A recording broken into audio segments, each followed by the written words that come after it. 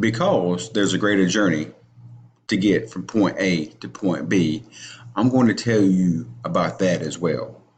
But first, let me walk you through the three tips you can use now to help alleviate sciatica before you get it fixed. First, the oldest secret for pain: ice.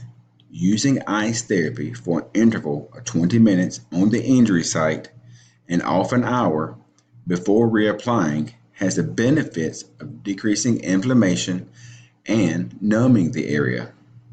Secondly, keep the body moving. Walk. Walking helps control sciatica by the release of pain fighting endorphins and reducing inflammation. The walks should be a short duration, 15 to 20 minutes, and proper form. Proper form is important to ensure that the sciatic nerve is not injured. And thirdly, keep the muscles loose by stretching.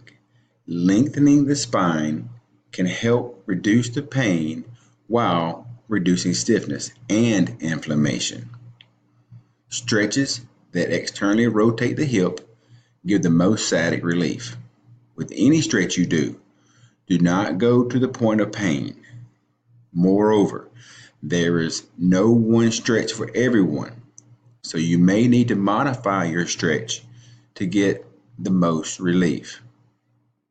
Now, as I said earlier, educating you on sciatica is just a part of this greater journey, and we have a proven model with a very specific framework to get you from here to there. So, what I'd like to do is invite you to consider making a very small time investment in your future and success by clicking the button below or calling the office to schedule an appointment. That way, we can get you ultra clear about your specific strategy to get you started by figuring out the top three things that you should be doing to get you the relief you deserve.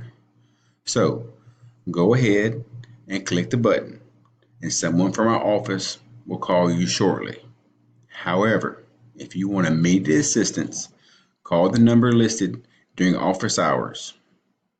I'll see you on the other side.